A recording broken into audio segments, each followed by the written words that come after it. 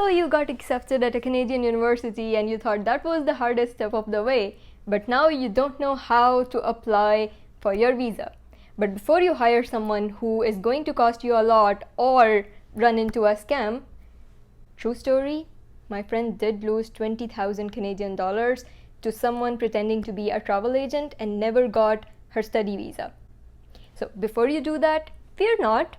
Here's your friendly academic coach Sadia Khaf, and today in this video I'm going to explain you everything you need to know about student direct stream versus non-SDS and how to apply for your visa. So let's go.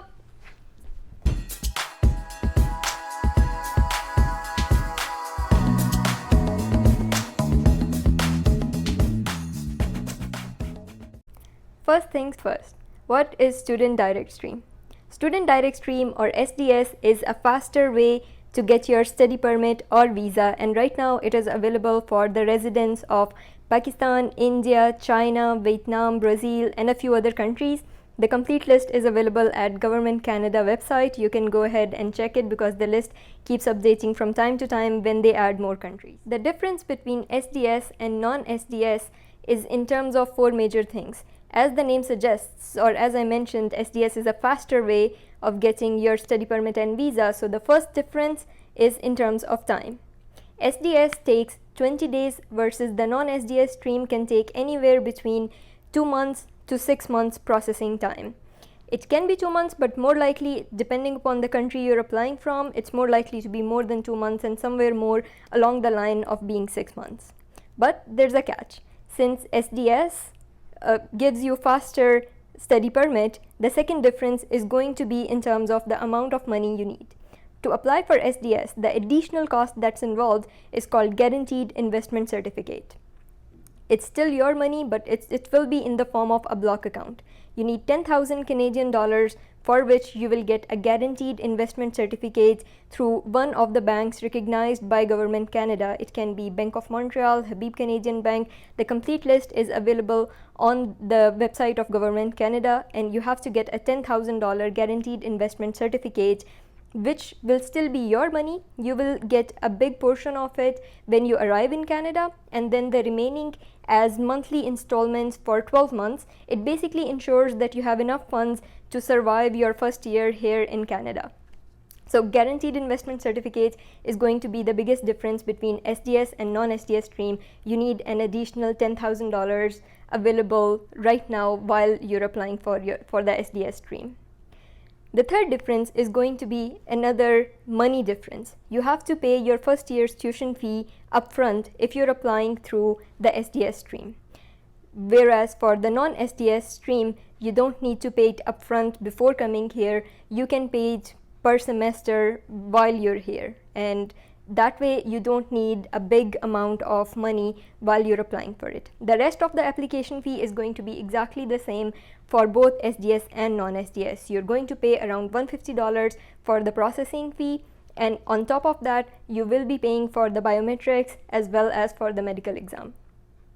The last difference between or the fourth difference between the SDS and non-SDS stream is going to be in terms of IELTS. To apply for SDS, you need IELTS beforehand with you at the time of application. Whereas for non-SDS, the chances are either you can give IELTS later, or you don't have to take it in any case. Because in my case, when I was applying through non-SDS stream, my IELTS was already expired 3 years.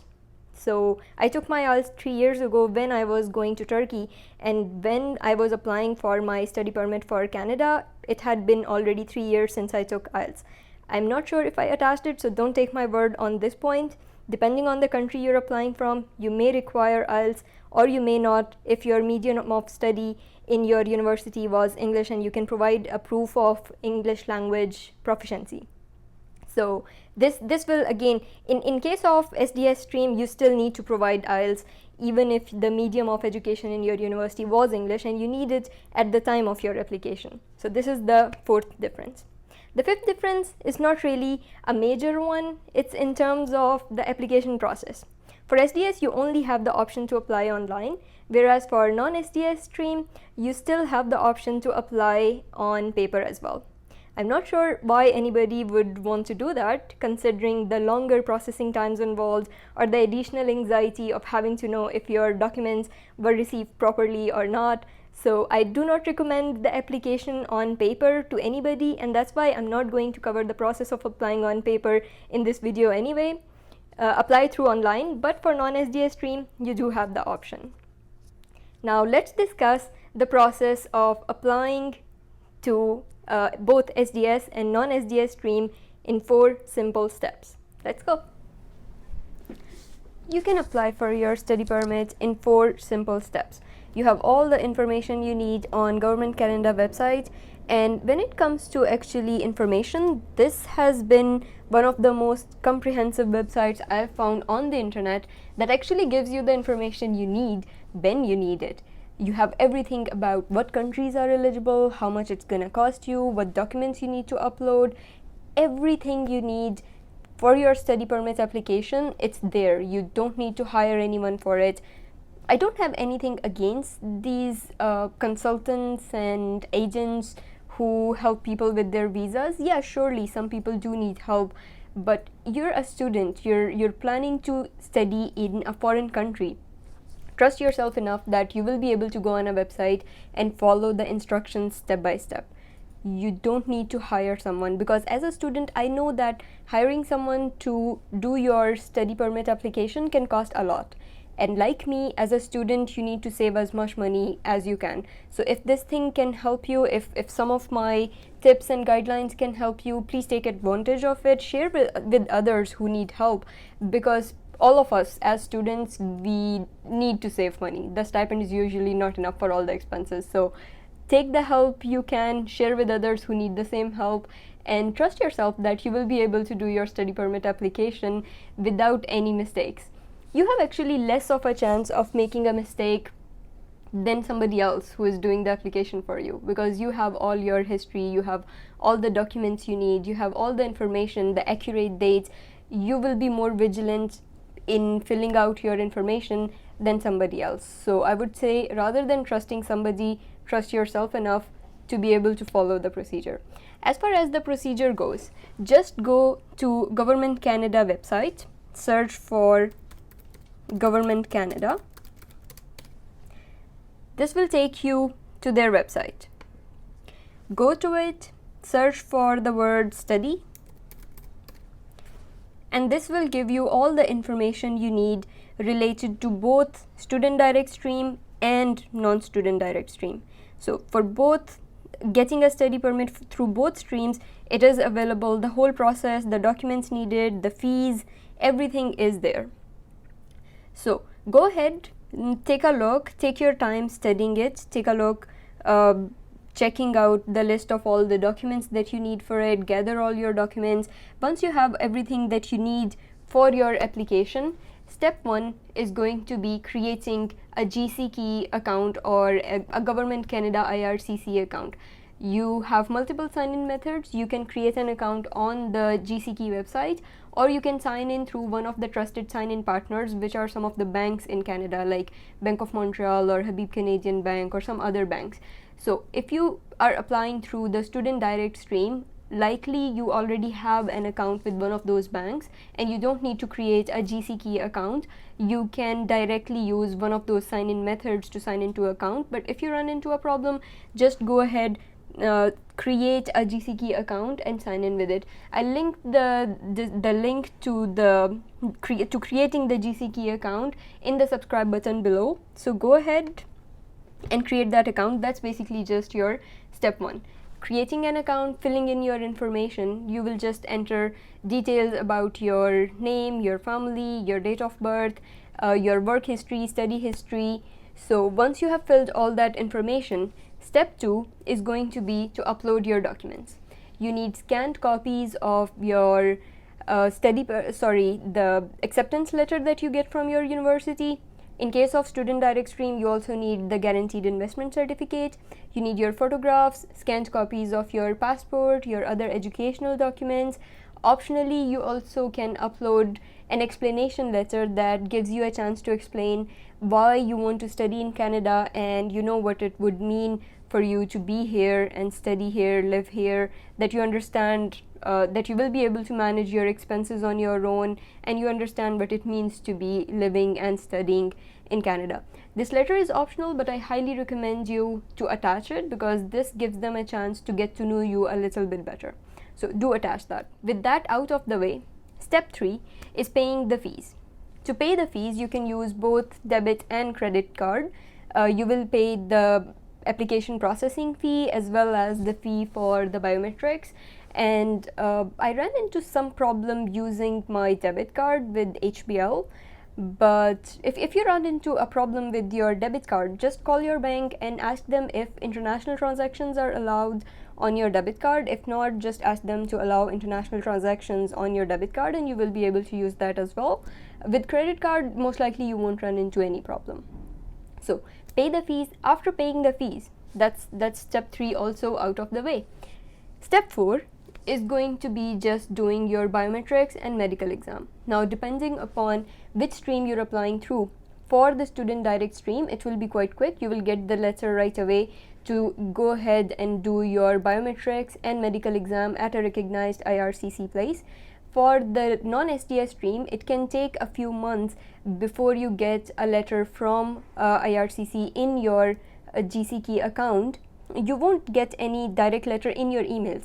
They will actually, every communication that will happen from now on throughout your study permit application is going to happen in your GCK account. They will upload the documents there, or they will update their instructions there if they need more information from you. For example, if they need to ask you for a background check document, or if they need some additional documents from you, they will upload it there or ask it there and just send you an email saying that there has been an update on your study permit application.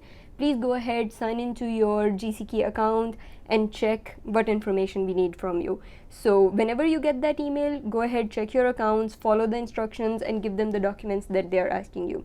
So same goes for the biometrics and medical exam. The document will be there in your account and it will have your application reference number in it. So you will take that document with you when you're going for your biometrics and medical exam, and those exams can only be done at recognized IRCC places. Your general physical fitness exam or fitness for travel exam, which is accepted for some other countries, it will not be accepted for your study permit or visa application to Canada. You have to get that exam done at a recognized IRCC place, and again, the list of those places for every country can be found on Government Canada website.